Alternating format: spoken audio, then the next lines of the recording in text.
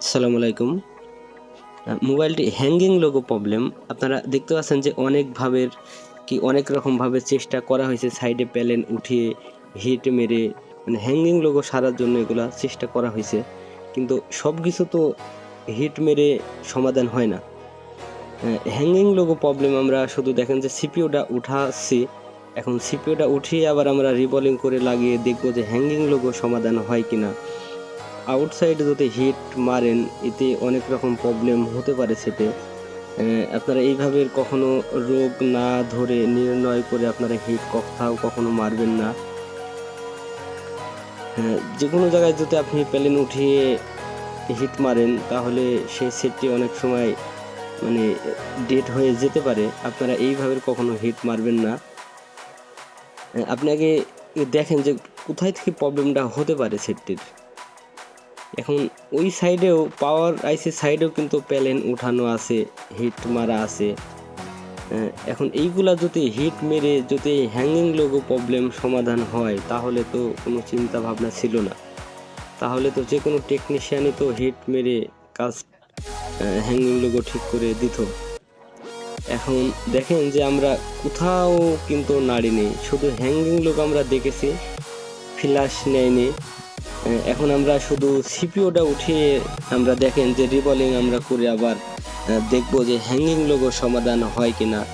আর যেহেতু mobile servicing করার সময় আপনারা একটু সতর্কতাভাবে সার্ভিসিং করবেন, যেহেতু আপনার সামান্য একটি ভুলের জন্য ভালো একটি মোবাইল কিন্তু ডেড হয়ে যেতে পারে। এই মোবাইলটি দেখেন যে ডেড কন্ডিশনে প্রায় চলে যাওয়ার ভিতরেই, যেহেতু প্রত্যেকটা প্যানেল কিন্তু এই সেটের উঠিয়েছে শুধু হ্যাঙ্গিং লোগো প্রবলেমের জন্য। এখন সব কিছু তো হিট মেরে সমাধান হয় না। অবশ্যই আপনারা দেখবেন যে প্রবলেমটা কোথায় থেকে আসছে। হ্যাঙ্গিং লোগো আপনার মেমোরি আইসি থেকে হতে পারে, ফ্ল্যাশের জন্য হতে পারে, সিপিইউর জন্য হতে পারে। তবে এগুলো আপনারা অবশ্যই একটু দেখে নেবেন যে আপনার হ্যাঙ্গিং লোগোটা কোথায় থেকে আসছে।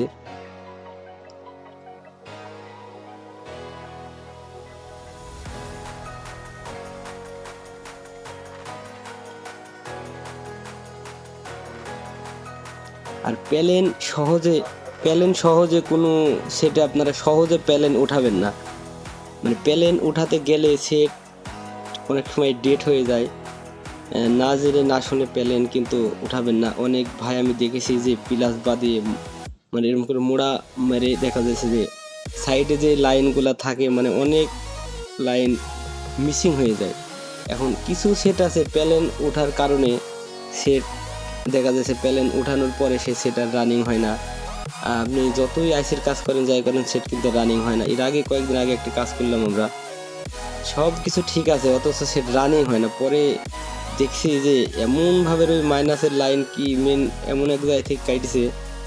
মাইনাস তো অনেক ফ্রি থাকে ঠিক আছে, কিন্তু সবটাই যে ফ্রি থাকে এরকম কিন্তু না। এর ভিতরে আপনার কোনো এমন একটা লাইন আপনার দেখা যাচ্ছে একবার মেন যে মাইনাস কানেকশন একটা আছে হয়তো লাইনটা কেটে গেছে, তখন কিন্তু আপনি সেট যতই চেষ্টা করেন রানিং করতে পারবেন না। আপনারা প্যানেল উঠানোর সময় অবশ্যই একটু দেখে প্যানেল উঠাবেন। এখন এই যে সিপিইউটা রিবলিংটা হয়তো আমরা দেখাতে পারবো না, যেহেতু রিবলিংয়ের ফুল ভিডিও নেক্সট ভিডিওতে আমরা দিয়ে দেব। সেটি হচ্ছে রেডমি 11 4G। ওই সেটটি হচ্ছে ক্যামেরা প্রবলেম আর হচ্ছে ওয়াইফাই প্রবলেম। আমরা ওইটাতে আমরা আইসি রিবলিংয়ের ফুল ভিডিও আমরা দিয়ে দেবো, ওটা আপনারা দেখে নেবেন।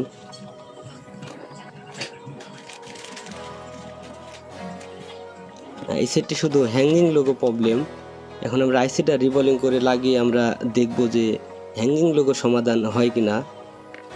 ভিডিওটা অবশ্যই মনোযোগ সহকারে দেখবেন।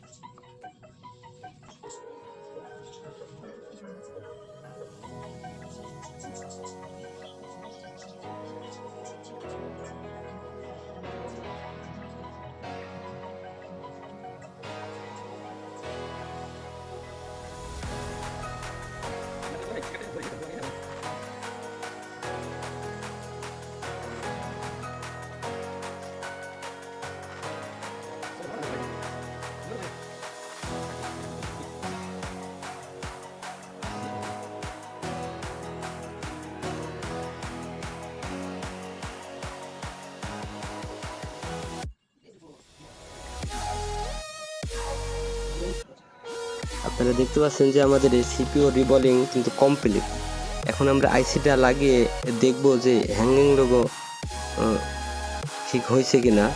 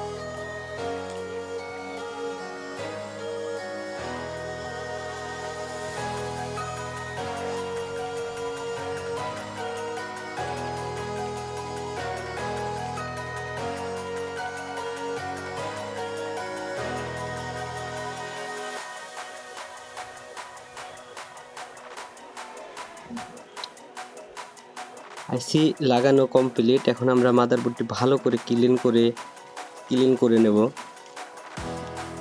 আর আইসি লাগানোর পরে আগে খেয়াল করবেন যে সাইডে যাতে কোনো পেস্ট লেগে না থাকে। এখন আমরা দেখব যে হ্যাঙ্গিং লোগো আছে কিনা।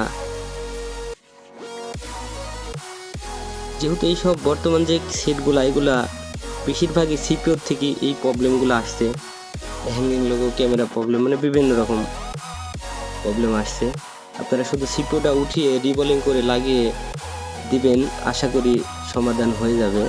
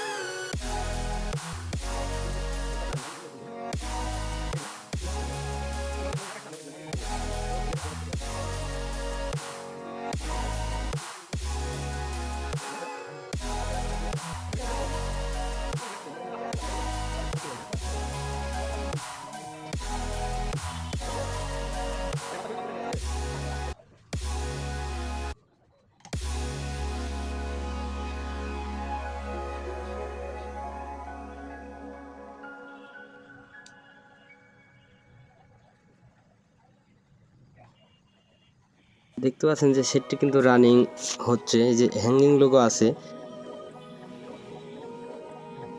এখন এই যে হ্যাঙ্গিং লোগো কিন্তু দেখেন যে এই যে সমাধান হয়ে গেল। দেখেন আমরা শুধু আইসিটা রিবলিং করে দিলাম, দেখেন আইসিটা রিবলিং করে দেওয়ার পরেই কিন্তু সেটটি দেখেন ফুলভাবে একদম রানিং হয়ে গেল। আর অথচ দেখেন এই যে এই সাইডে পাওয়ার আইসির দিকে অথচ কত রকম মানে টিপ্যালিন উঠিয়ে কি অবস্থা দেখেন। আর আইসি রিবলিং করার পরে আইসির উপরে বসে একটু পেস্ট দিয়ে দিবেন। আমরা শুধু দেখেন যে আইসিটা রিবলিং করে লাগিয়ে দিলাম, সেটটি কিন্তু রানিং হয়ে গেল। আমি জিএসএম সুজন বিডি। আমাদের এই নেক্সট ভিডিও পেতে চাইলে চ্যানেলটি অবশ্যই সাবস্ক্রাইব করে রাখবেন, পাশে বেল আইকনটি বাজিয়ে দেবেন।